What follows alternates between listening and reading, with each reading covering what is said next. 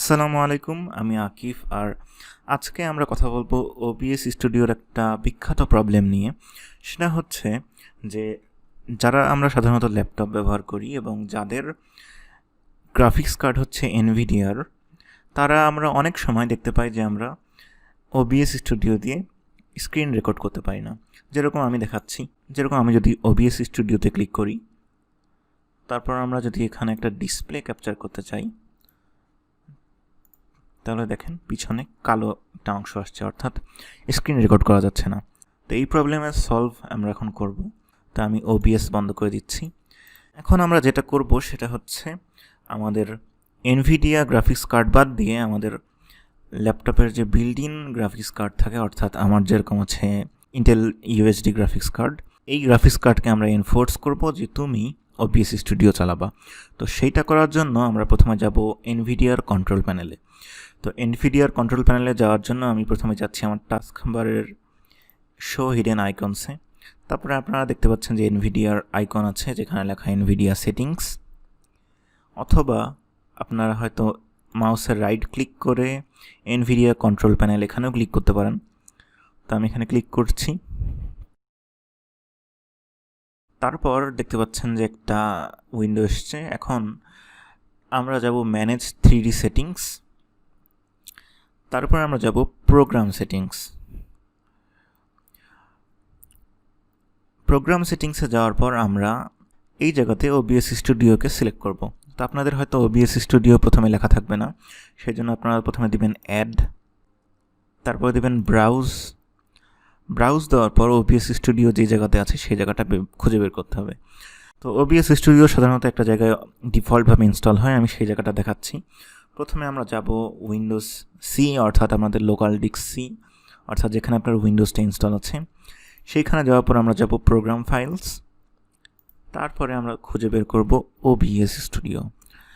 OBS স্টুডিওতে যাওয়ার পর আমরা যাব বিন, তারপরে 64 বিট, আর তারপরে ওবিএস 64 অ্যাপ্লিকেশান নামে একটা দেখবেন ছোট্ট এক্সিকিউটিভ ফাইল আছে, সেই ফাইলটা ওপেন করব। তো আপনারা যখন এটা ওপেন করবেন বা এখানে ক্লিক করবেন, দেখবেন যে এই জায়গায় ওবিএস চলে এসছে। এখন আমরা এটাকে বলবো যে তুমি ইন্টিগ্রেটেড গ্রাফিক্স দিয়ে রান করবা। তো সেই জন্য আপনাদের যদি এখানে লেখা থাকে হাই পারফরমেন্স এনভিডিয়া প্রসেসর, অথবা যদি লেখা থাকে ইউজ গ্লোবাল সেটিংস, আমরা এটা চেঞ্জ করে দিব integrated graphics. Integrated graphics select করলাম। এখন আমরা দেব অ্যাপ্লাই। আমাদের প্রথম কাজ শেষ। আমরা এনভিডিয়াকে বললাম যে তুমি ওবিএস নিয়ে কোনো নাড়াচাড়া করবা না। আমরা এখন উইন্ডোজকে বলবো যে তুমি ওবিএসের দায়িত্ব নিজে নিজে নিবা। তো সেইটা করার জন্য আমরা প্রথমে যাচ্ছি উইন্ডোজের সার্চ আইকনে, তারপর আমরা লিখছি গ্রাফিক্স। গ্রাফিক্স লিখতে লিখতে আমরা দেখতে পাচ্ছি এসছে গ্রাফিক্স সেটিং। গ্রাফিক্স সেটিংয়ে যাওয়ার পর আমরা প্রথমে দেখব যে এরকম আপনাদের এরকম ফাঁকা থাকবে, কোনো কিছু থাকবে না। তো আমরা ক্লিক করব ব্রাউজে, তারপর আবার ওবিএস স্টুডিও চেনে দিব। তো ঠিক একইভাবে আবার চেনাবো উইন্ডোজ সি, প্রোগ্রাম ফাইলস, তারপরে ওবিএস স্টুডিও, তারপরে বিন, তারপর 64 বিট ওবিএস। তো আমরা ওবিএসটা নিয়ে এসেছি। এখন আমরা যাব অপশানে।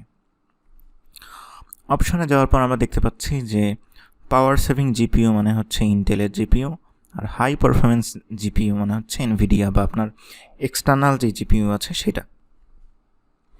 আমরা অবশ্যই দিব পাওয়ার সেভিং, তারপর দিচ্ছি সেভ। আমাদের বাইরের কাজ শেষ। আমরা এখন যাব ওবিএস স্টুডিওতে।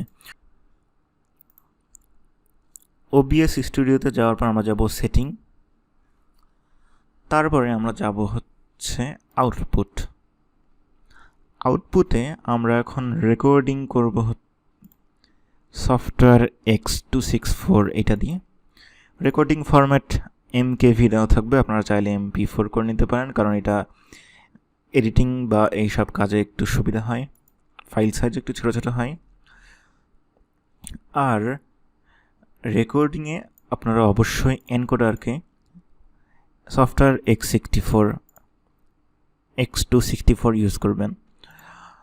তো এরপর আপনি যদি ওকে দেন, আশা করি সব ঠিকঠাক হয়ে যাবে। তো আমরা এখন ওবিএসকে কেটে আবার অন করছি। বিসমিল্লাহ। এখন আমরা প্লাস আইকনে ক্লিক করে যাচ্ছি ডিসপ্লে ক্যাপচার, এরপর দিচ্ছি ওকে। আপনারা দেখতে পাচ্ছেন OBS স্টুডিও এখন স্ক্রিন ক্যাপচার করতে পারছে। তা আমি যদি এখন স্টার্ট রেকর্ডিংয়ে ক্লিক করি, আপনারা দেখতে পাচ্ছেন যে রেকর্ডিং শুরু হয়ে গেছে। আপনাদের যাদের OBS স্টুডিওতে স্ক্রিন শেয়ার ঠিকঠাক চলতো না, তাদের জন্য এই প্রবলেমের সলিউশন। এরপরের পর্বে আমি দেখাবো যে OBS স্টুডিও দিয়ে কী করে হাই লেভেলের রেকর্ডিং করতে পারেন। সবাই অনেক অনেক ভালো থাকবেন, ধন্যবাদ।